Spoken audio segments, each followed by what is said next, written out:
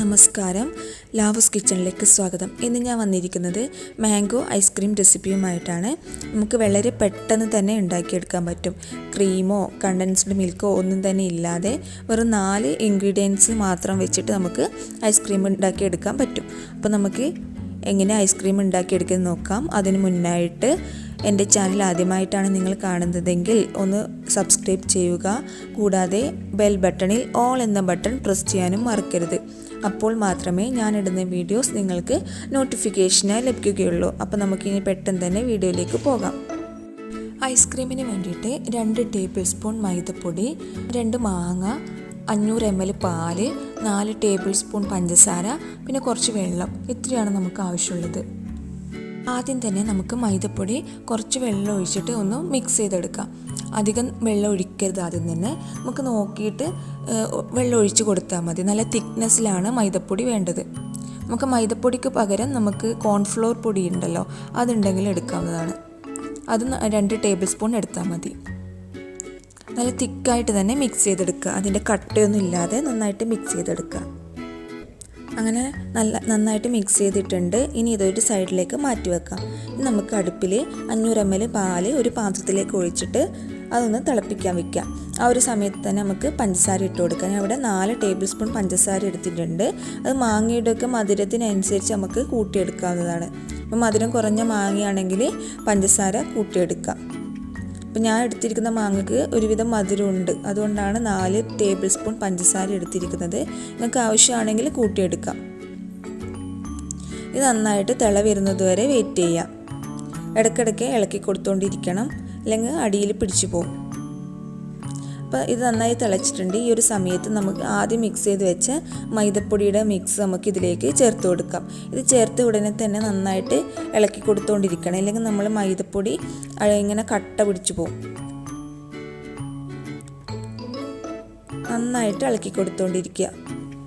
നന്നായി കുറുകിയിട്ട് നല്ല തിക്കായിട്ട് വരും. തിക്കായിട്ട് വരുന്ന ഒരു കൺസിസ്റ്റൻസിയാണ് നമുക്ക് ആവശ്യമായിട്ടുള്ളത്.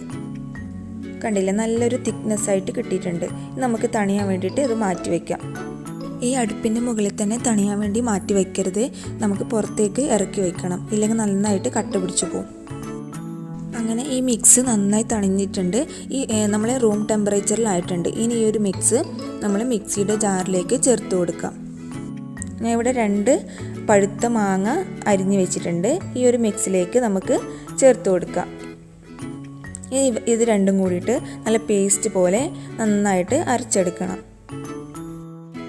അങ്ങനെ ഞാൻ അരച്ചെടുത്തിട്ടുണ്ട്. നമ്മൾ അരിപ്പയിൽ വെച്ച് അരിക്കേണ്ട ആവശ്യമൊന്നുമില്ല, കാരണം നല്ല പേസ്റ്റ് പോലെ അരിഞ്ഞ് കിട്ടിയിട്ടുണ്ട്. നമുക്കിതുപോലെ ഒരു ഐസ്ക്രീമിൻ്റെ പാത്രത്തിലേക്ക് ഒഴിച്ചു കൊടുക്കാം. ഇങ്ങനത്തെ ഒരു പാത്രം ഇല്ലെങ്കിൽ നിങ്ങളുടെ കയ്യിൽ ഏതാണോ പാത്രം ഉള്ളത് അതിലേക്ക് ഒഴിച്ചു കൊടുത്താൽ മതി. ഇനി ഈ മിക്സ് നമ്മൾ ഫ്രീസറിൽ ഒരു 3 മണിക്കൂർ ഫ്രീസ് ചെയ്യാൻ വയ്ക്കാം.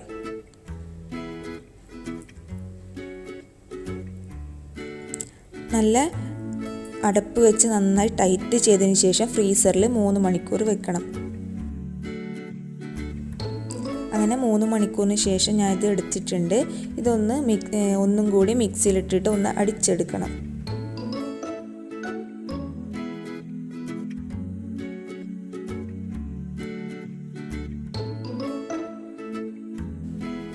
അങ്ങനെ ഇത് മിക്സിയിൽ ഒന്നുകൂടി അടിച്ചെടുത്തിട്ടുണ്ട്.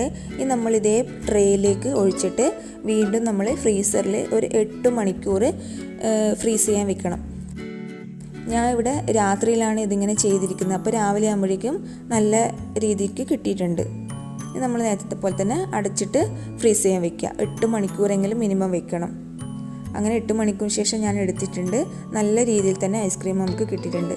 കണ്ടില്ലേ, നല്ല അടിപൊളിയായിട്ട് എടുക്കാൻ കിട്ടുന്നുണ്ട്. അപ്പോൾ നമ്മളിതിൽ പ്രിസർവേറ്റീവ്സ് ഒന്നും തന്നെ ചേർക്കാത്തത് കൊണ്ട് കുട്ടികൾക്കൊക്കെ കൊടുക്കാൻ വളരെ നല്ലതാണ്. വളരെ ടേസ്റ്റിയാണ്, വളരെ ഹെൽത്തിയുമാണ്.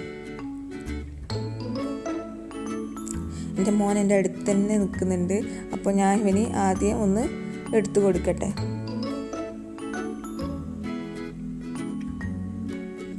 അപ്പോൾ എൻ്റെ മാംഗോ ഐസ്ക്രീം ഇഷ്ടപ്പെട്ടിട്ടുണ്ടെങ്കിൽ എല്ലാവരും ലൈക്ക് ചെയ്യുക, ഷെയർ ചെയ്യുക, അതുപോലെ തന്നെ കമൻറ്റ് ചെയ്യുക. അപ്പോൾ അടുത്തൊരു റെസിപ്പിയുമായി കാണുന്നത് വരെ ബൈ.